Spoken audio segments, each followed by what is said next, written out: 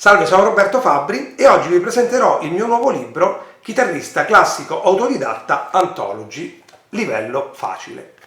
Questo libro nasce proprio da una vostra esigenza, infatti molti di voi che hanno studiato con il mio chitarrista classico autodidatta mi hanno chiesto altri brani per poter continuare gli studi sempre della chitarra classica ma con l'intavolatura.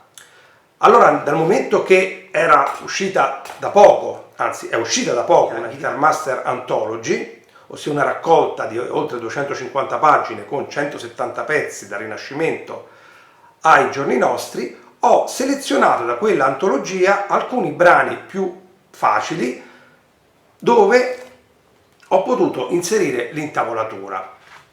Così ne è nata una antologia un pochettino ridotta di 51 brani, non troppo difficili, che sicuramente possono essere il proseguo dello studio dal chitarrista classico autodidatta.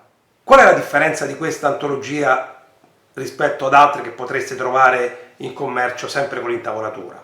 Prima di tutto il fatto di attraversare 5 secoli di storia, perciò si parte dal Rinascimento e si arriva ai giorni nostri, ma poi di avere anche autori come Villa-Lobos o Leo Brauer, di cui difficilmente si trova una versione con la tablatura. Anche per questa antologia inizierò a registrare i vari brani, in modo che voi possiate seguirli anche nella mia esecuzione.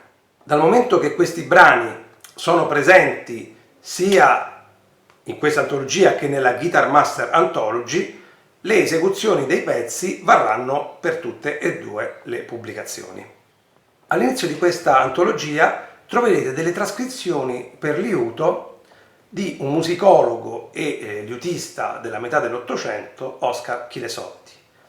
Questi brani facevano anche parte del repertorio di Segovia e sono stati addirittura utilizzati da Ottorino Respighi per una sua famosa composizione Antiche arie e danze per pianoforte ed orchestra. Ciò sono dei brani molto famosi, non sono particolarmente difficili e io ho voluto lavorare proprio dalle trascrizioni di Chilesotti apponendo la mia diteggiatura.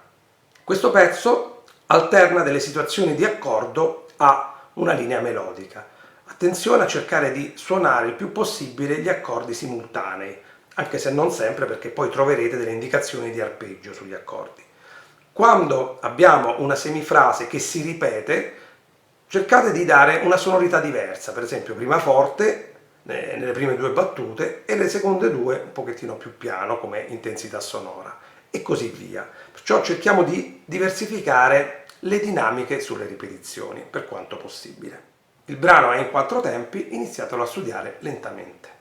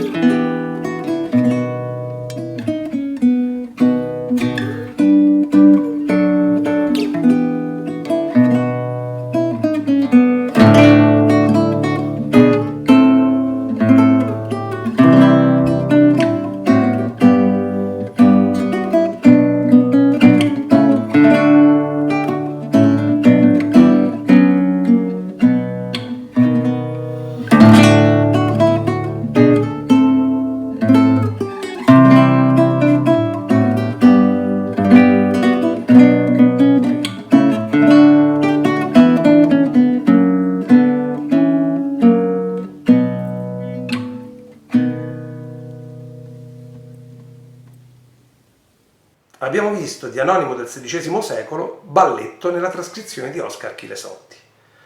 Se volete continuare a seguire le mie lezioni, iscrivetevi al canale YouTube e cliccate sulla campanella.